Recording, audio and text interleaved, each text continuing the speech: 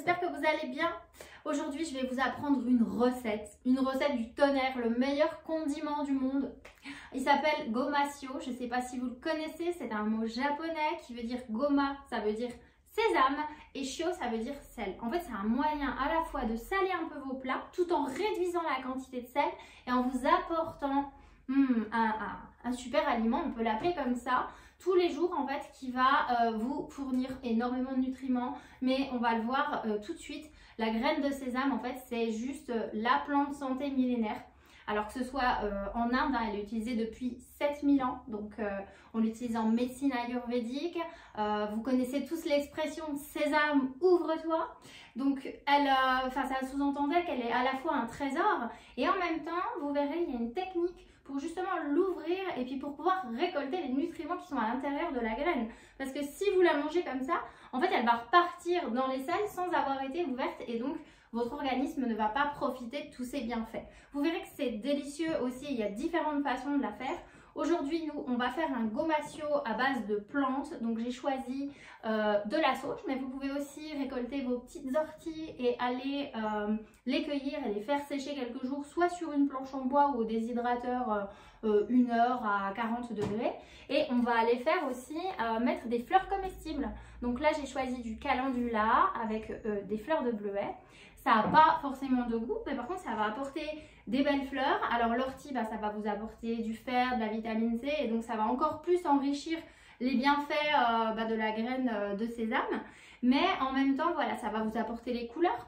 Vous pouvez le faire en version sucrée aussi, quand vous mettez ça dans vos petits déj. Donc là, je vous ai mis comme ça de la verveine citronnée, en fait. Donc c'est pareil, elle est séchée, et donc quand on va l'ajouter à ce gomasio, en fait, ça va sublimer les saveurs de vos plats sucrés. Donc c'est pas mal, vous pouvez rajouter aussi un petit peu de sucre. Et donc pour le sel, moi je choisis du sel de l'Himalaya. On va parler des quantités après, mais donc voilà, donc je voulais revenir quand même sur la sésame, parce que même en médecine chinoise par exemple, on l'utilise depuis 5000 ans dans la pharmacopée chinoise. Alors vous avez la graine de sésame blonde comme ça, il faut la prendre complète, parce que c'est quand elle est complète que vous avez tous les nutriments à l'intérieur. Sinon elle va être raffinée, parce qu'en fait ils la raffinent dans l'industrie, parce que elle va durer plus longtemps, donc ils peuvent la stocker plus longtemps dans les magasins avant qu'elle soit vendue. Vous trouverez aussi des gomasio dans les rayons bio, mais en fait justement la graine est déjà ouverte et donc ça n'aura jamais la saveur d'une graine de sésame fraîchement ouverte, qui justement a un petit goût un peu cacahuète, noisette, c'est un mélange très subtil, c'est délicieux.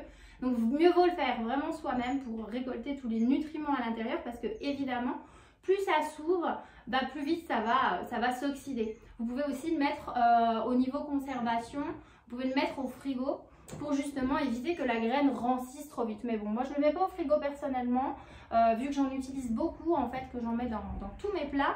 Et donc pour là, j'ai choisi une quantité de 200 grammes. Et donc voilà, ça va pas me faire, ça va me faire 1 mois à peu près. Donc la graine de sésame, concrètement, elle a des vitamines. Elle a des minéraux, énormément de minéraux. Vous avez beaucoup de calcium à l'intérieur. Vous avez du fer, vous avez du phosphore, vous avez du magnésium. Donc ça va être un reminéralisant. C'est très utile si vous sortez d'une maladie ou d'une fièvre, que vous avez besoin dans votre convalescence de reprendre des forces. Si vous faites de l'anémie aussi, ça va vraiment justement vous apporter ces nutriments. Donc dans des petites quantités, ça va vous en apporter énormément. On dit aussi qu'elle abaisse la pression artérielle. Surtout la graine de sésame noire, vous pouvez aussi faire un mix graine de sésame blonde et graine de sésame noire. La graine de sésame noire va abaisser le diabète de type 2. Elle a également beaucoup de vitamine B9, donc ça c'est très utile si vous êtes une femme en pleine grossesse. Et donc la vitamine B9 va aider à la formation du fœtus. Et puis si vous êtes maman allaitante, c'est aussi, ça aide à la lactation tout simplement. Donc ça va aider justement à faire du lait, puis ça va apporter plein de bons nutriments dans le lait de votre bébé, c'est merveilleux. Qu'est-ce qu'elle a encore d'autre? Voilà, c'est un antioxydant très très riche. Il y a un grand antioxydant dedans qui s'appelle le sésaminol.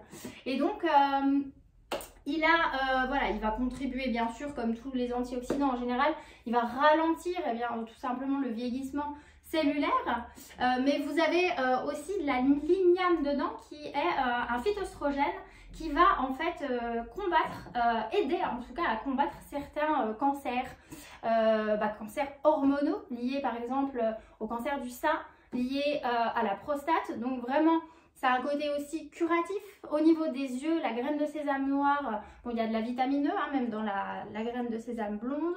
La graine de sésame noire est utilisée par exemple en pharmacopée chinoise pour les personnes qui ont des petits problèmes, vous savez, les mouches, les petites taches noires dans la vue. Donc ça va aussi réguler ça, aider à ça. Donc bien sûr, c'est riche en fibres, donc ça va vous apporter, ça va vous aider à digérer, c'est un tonique.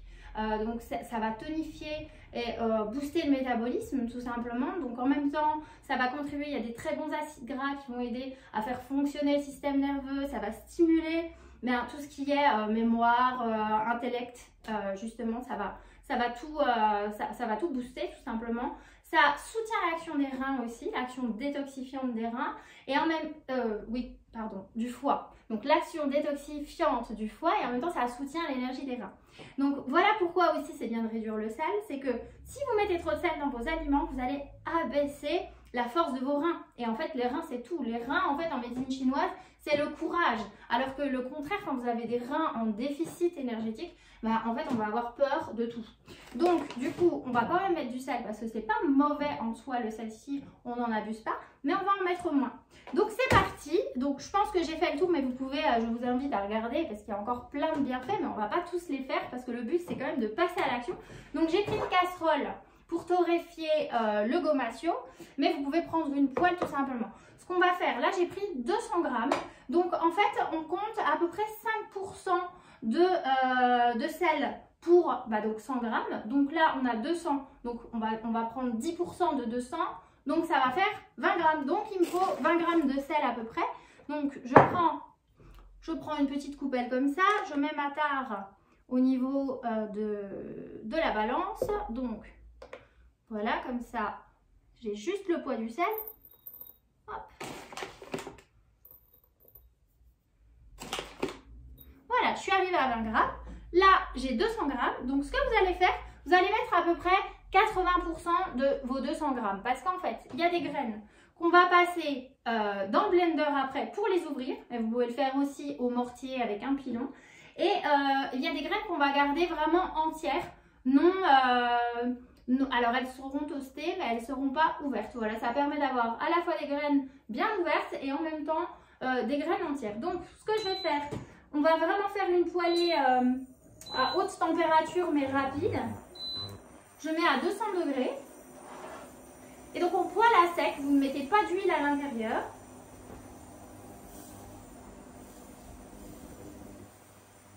Et ce qu'on va faire en fait, c'est pendant qu'on poêle, on va tout le temps un peu remuer tout en laissant sur la plaque. Donc là voilà, j'ai gardé à peu près 20% de ma consistance.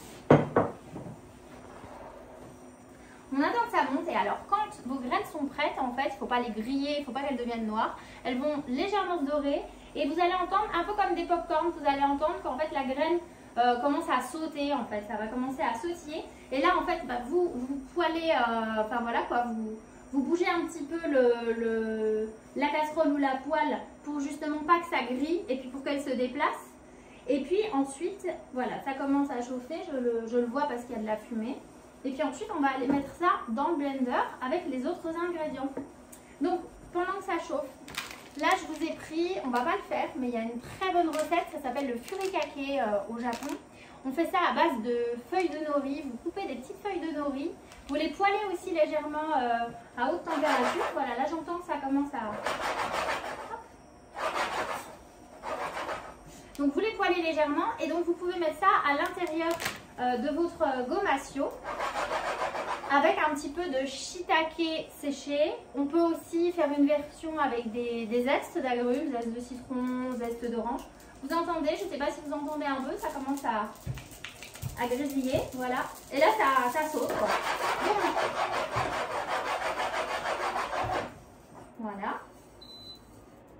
Donc là, mes graines, en fait, se sont un petit peu éclatées à l'intérieur. Elles sont prêtes à s'ouvrir et ça va faire ressortir une odeur, une saveur un peu cacahuète.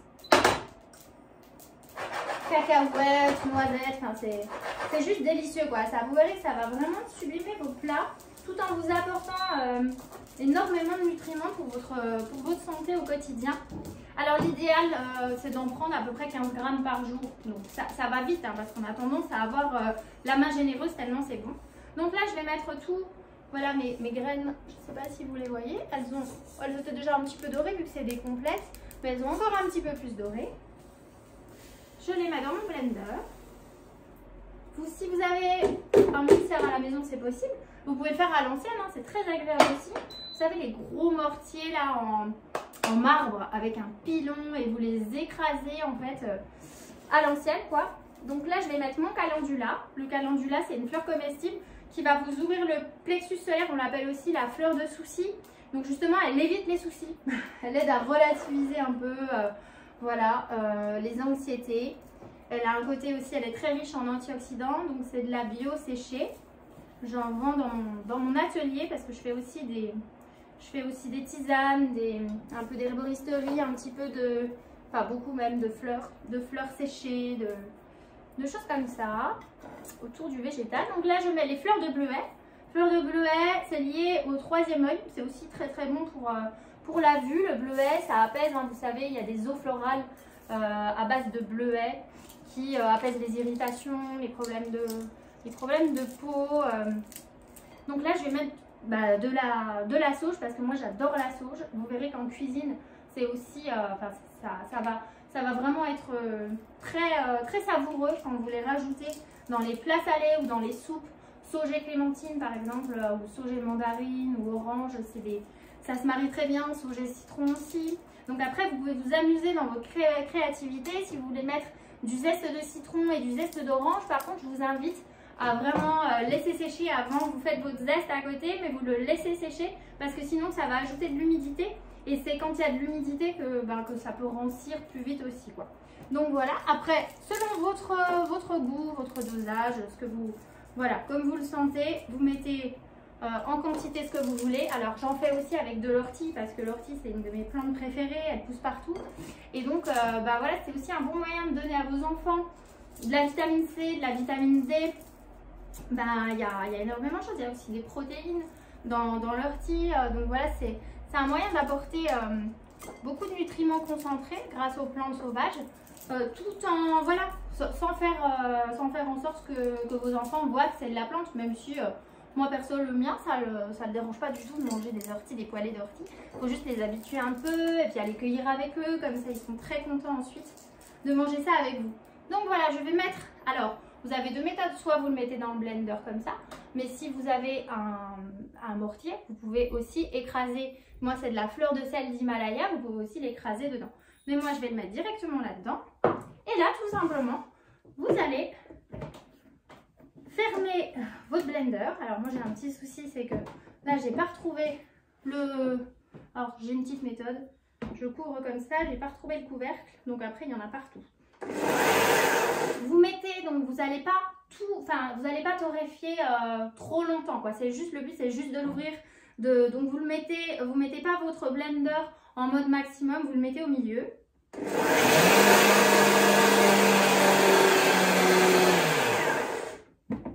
Et voilà. Oh là là, ça sent bon. Je vais me rapprocher, je vais vous montrer la merveille. Oh là là là là.